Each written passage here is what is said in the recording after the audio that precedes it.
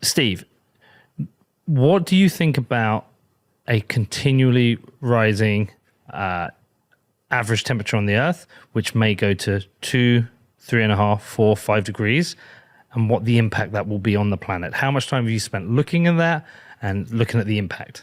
One example I was going to give is I generally look at the government as the worst user of energy on the planet.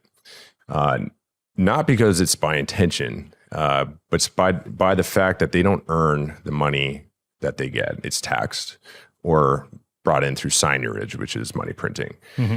And I think you could generally agree that, or most listeners would probably agree that the government's very corrupt generally across the globe, and very inefficient at spending money, very bureaucratic. There's a huge administrative load in the government that needs to be fed. And so one thing that I'm very critical of is when you say have a carbon tax, and I'm being taxed as a homeowner or whatnot in Alberta for using natural gas, the money I earned, call it on the free market. It's not free, but in a more of a freer market system, I earned that money. I have to pay the government now, that energy's not used by me. Of course, I have less money to spend on the energy and stuff, but the government is spending it in my place. It's just a distribution of wealth. That's what a carbon tax is. Okay. So carbon tax is like a policy thing. But yeah, sorry, I just want to go back to the point where I say, have you spent much time looking at the impact of climate change, quite high average temperature changes? And when we say that average, okay, say it's an average of 3, but some places going to be higher and some places going to be lower. The impact that has on the world, and you said, I don't think there's anything we can do about that. So you don't believe we can stop this happening. Whatever the trajectory is, the trajectory is. Not necessarily, because I don't know what the trajectory is, and I don't know what the full consequences are, other than there's going to be some negative ones, like sea levels rising. You were talking to me about if the average ocean temperature increased, like I don't know by what factor, but you get quite a bit of expansion. Mm-hmm. You do get destruction on coastal regions. Over what time frame, I don't know. I know that people are mobile, so if it's over a long time frame, it's not as impactful over a low time frame. But again, from the engineering perspective, what can we do today? And I look at it like we can make systems more efficient. You can make an engine more efficient, which is what I do professionally. I put Bitcoin mines on engines so they don't waste power. And that's a good thing, because if you're wasting less, we're consuming less resources. And I do the same thing. Exactly. That's what you do is the same thing. So are you basically saying your view is we accept this and we learn to adapt? We use technology and innovation to adapt. My view is just simply we need to keep getting better at everything. While we're in a market that needs coal, which we still need it right now, if that changes in the future, so be it. I'm happy. I'm not even though I as a provocateur, because I like to just get on the internet and poke people about how I love coal. And I do love coal because coal's so fundamental to everything we're all doing, even here today. Carbon, not coal. No, coal, the resource. No, but carbon is the unit in the coal, and it's carbon. Yes, I agree. I'm just talking about the low-hanging fruit. Well, what does a meter of sea level rise hold on, Nate, listen, Nate. Bear with me. I am a moderator. I can go and you can just pour the whiskey and argue back and forth, or I can help produce something for the listeners. Yeah. Okay. So, my conclusion is from you is that you're saying, we humans are ingenious. We are able to adapt. We are innovators. We're probably temperature rises. You don't understand the implication, but maybe there's some stuff we can do. But we can reduce emissions on a flue stack at a coal plant. I definitely don't think we should have a governing body, an authority intervene and remove capture the market, make it less free, and dictate that coal plant has to shut down. I was just in North Dakota last week. I'm sort of touring around the U.S. to see maybe I'll start up here, move my Canadian company down to the U.S. in a certain state, just touring around. So I met a Minn Kota Power. They have some coal plants. I met with them.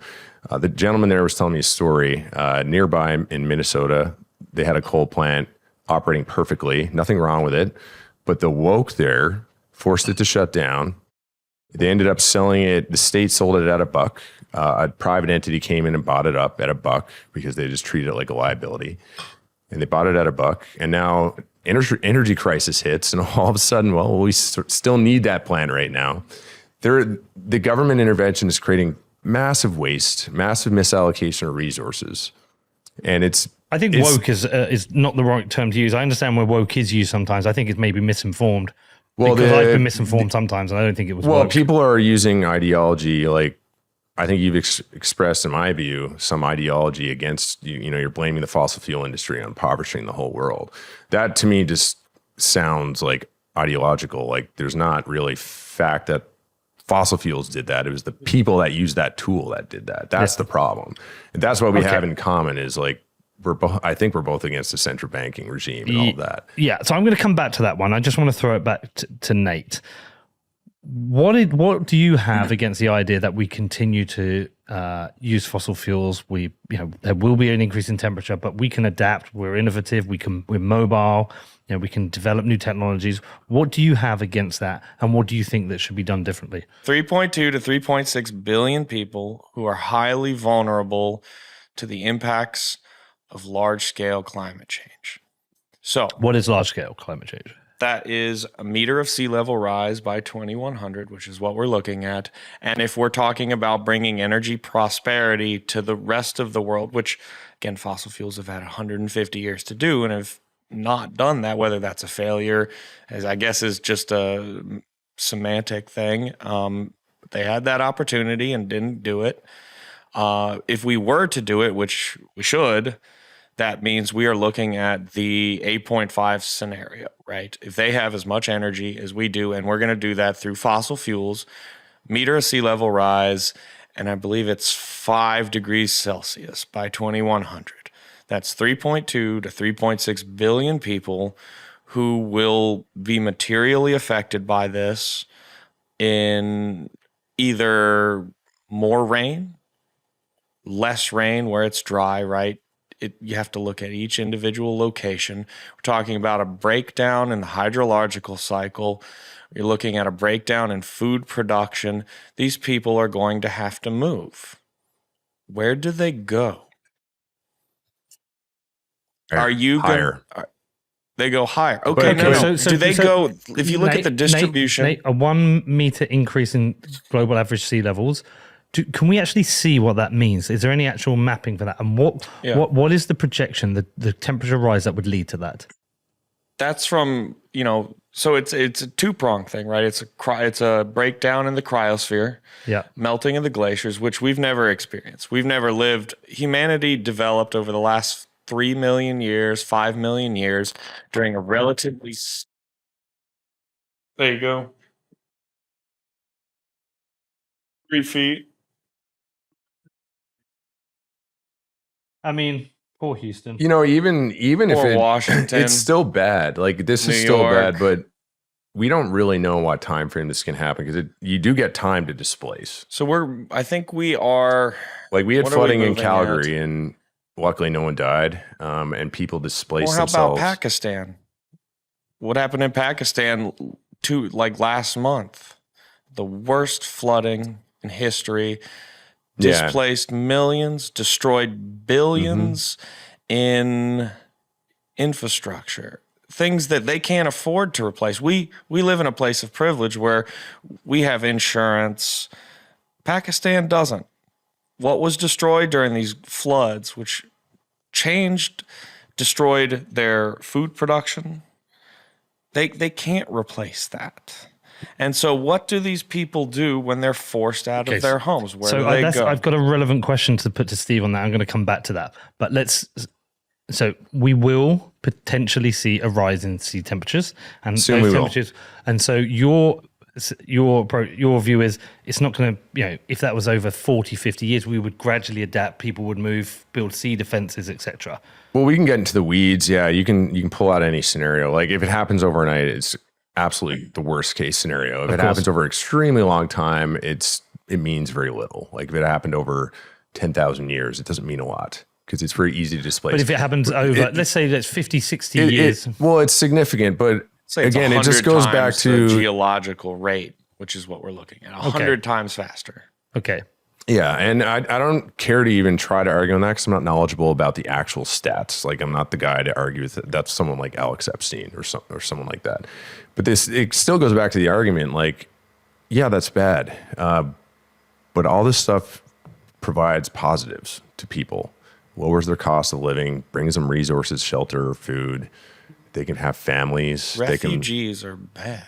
Nate, sorry. Again, you keep blaming fossil fuel industry. It's not the fossil fuel industry that does that. It's the people that use it. There is ways we can frame other this, people. And I will frame the questions. Okay, so I just want you to repeat what you're saying. So you're basically saying there is a net benefit. Yes, there is a the whole concept of negative externality that we're not pricing in. Like acknowledge it. That's fine. There's going to be flooding. There's going to be more stronger hurricanes, tornadoes. But I just assume the worst. Yes, it's going to be worse. But is that a reason to forcibly intervene and keep people from using fossil fuels today? Like force our coal plants down or tax all the people who are using fossil fuels? So I have a more important question to put to you on that, because this is one of the ones I struggle with, especially people who are anti-regulation, anti-government, anti-central banks, is that even if I agree with you, and I'm kind of part to the point where I think we're not going to stop this as much as we want to. It's going to happen. The time frame is what will change. But I live in the UK, which is a rich, wealthy nation. You live in the US, rich, wealthy nation. And between us... Canada, sorry. Same thing. Same thing, yeah. You're just nice Americans. We're like Britain, too. Yeah. But like, generally speaking, and we're all comfortable, middle class, maybe upper middle class. Like, we can adapt easily. I can get on a plane, and I can buy a house in the Highlands of Scotland. We're pensionaires. So not only like as an extension of the economic colonialism, which Alex Gladstein's talk about, there's kind of a form of, I don't want to say climate colonialism because it's not that, but it's like this disregard for poorer nations who we've abused for years. We did inflict territorial colonialism. We did go and enslave people. And now we've enforced economic colonialism so we can live these great, rich lives, and we've impoverished their nations. Now we're going to, if there is a distinct change in climate and we are going to see sea levels rise or an impact on poorer nations, what do we do about them? And that's where I really struggle, because when I saw the recent debates at COP26, while a lot of people were focused on, 40 private jets winning, yes, obviously that's shit and hypocritical.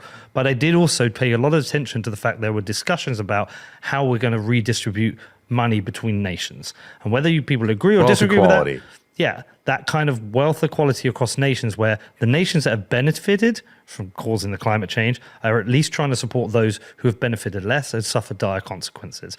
And it's a real important question, especially for libertarians. It's like, what do we do about this? Because I don't believe it will be done in a voluntary way. So I want to put that to you. Right. And it's a great question. Wealth equality and energy equality are synonymous. Energy is wealth. If you have a abundance of energy anywhere you are, you're typically going to be in a good spot. We used Nigeria earlier. Nigeria is an oil-rich nation. They have a lot of flaring, so I'm well aware of that because I have a lot of Nigerians calling us, especially since I've been doing it so long, about Bitcoin mining off like flare gas. That's what we're known for. So rich and I know that Nigeria is. I think their economy has come a long way, even in the last little while, but. If you're going to suggest that any African nation is oppressed, which many are, to say that it's energy barons just doing it, well, I would say the barons that are doing it is true. It's not the fundamental technology that's causing it, though. It's not the question I'm asking. What I'm asking is that we have the ability to adapt. I, as an individual, can buy a house high up on a hill, inland, and we have to stop the inequality, what the source of the inequality is what we have to do, which is what all I do is tweet about that. Okay, so how do you do that? The destruction of central banks? You need sound money. Yes. What if the rise in temperatures and the rising sea levels outpaces the speed at which we can get off a fiat system, and we are in a situation where these decisions are made by governments and central planners? Yeah, you said you are, in certain instances, pro-regulation, so you accept the need for some kind of centralizing force. What do you think we should do? I think all we can do is promote the correct ideas. Like, the only effect I can have is to perpetuate the correct ideas. So that's why I'm a Bitcoiner. I think I see Bitcoin as an option to people. I suggest they consider it. I can't force anyone's hand. I don't want to force anyone's hand, but we have this beautiful Pacific Bitcoin conference, and you get a bunch of the best Bitcoiners in the world talking about how the technology is a freedom technology. So people, and actually, I think Nigerians are becoming known for being Bitcoiners. Is what I'm hearing, and that's what I want to see. But that's one option. That doesn't mean that's not the only path forward. I would like to see if it can be done through politics, which I'm skeptical of, because I'm just a skeptic of our system. I think it's deeply corrupt. I agree. But if it wasn't, and there really truly was a way to vote out central banking, and more specifically, unreserved fiat, money printing, signage, the sovereign printing money and debasing the currency. If we can get rid of that, I think that will be the first true fundamental step in getting what is currently a highly skewed wealth balance in the world from, well, the elites have it all, and the rich countries have it all, and the poor are just absolutely trampled on. That'll be the start, because Africa is a resource rich continent immensely. They should be a very rich. They should be very, call it, equal on the wealth spectrum, but they're not, and I blame fiat. I just call the fiat maximalists. I blame fiat for that. I blame money printing for that. I blame the economics of violence, who many of your other guests could articulate much better than I have. Yeah. So I think I'm a Bitcoin maxi. I'm a Bitcoiner. I use it in my business. I create a circular economy with my customers, and I prefer the money. I think it's better. But that doesn't mean to say that it's for everyone in the world. It has limitations. That's why I've also talked about, I would like to see even a return. I don't know if this is going to happen. I was arguing with people this week about it. I would like to see a return because I don't think the state is going to adopt Bitcoin, despite the hope that many Bitcoiners have. I don't see the governments adopting it, central banks adopting it. But you know what? Maybe Bitcoin, through its competitive, forcing them into competition to have a sounder money, because people are opting out of their money, and which eventually will hit a tipping point if it doesn't stop. Well, why don't they retreat to a gold standard, a precious metals standard? That would still be better than the state of the art today. And that would be a step in the right direction. So I'm hoping that in my lifetime, we see mass adoption of Bitcoin. It might not be as prolific as I hope to see it, but if they retreat, if that forces this, who I'll just loosely call the state, the fiat maxis, the authority that's creating wealth redistribution and inequality, that makes them retreat back to a sound money reserve, then I will feel like all of us and our message has done a lot of good for the world. And I think it will end up natively with better energy equality and better opportunity equality across the globe. I think I like it. It sounds like a moonshot, a Hail Mary, and it's a hope that we make that transition. Yeah.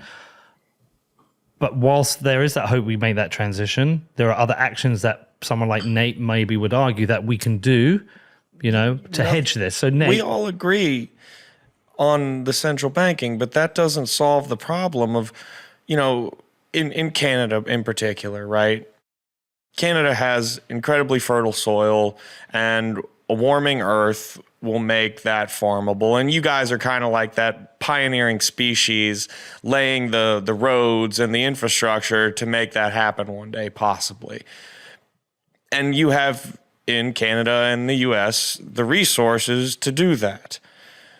But nothing you just said addresses the 3.2 to 3.6 billion people in impoverished countries to handle. And you mentioned one thing earlier about, it does, we can adapt to slow rising seas, but it's not slow rising seas. We're talking about the major damage from hurricanes is not necessarily the wind, it's the storm surge. So a meter of sea level rise, and then a giant storm surge on top of a king tide is going to destroy these people's entire livelihoods. What do we do with the 3.2 to 3.6 billion people who are going to start to be displaced by this? They can't, their stuff is destroyed. They can't just pick up. They're moving with nothing. They have nothing, and it is not their fault because they live in energy poverty, right? So this is the negative externalities. We had access to crude, that sweet crude. We use this to build our resiliency while these people have been left in energy poverty. They aren't resilient. So where do they go? How do we handle these? We can't just say, oh, tough titties, you all have to die now, or you all have to live in refugee camps the rest of your life. No, that is a moral, it's just morally abhorrent. As a human, it becomes our responsibility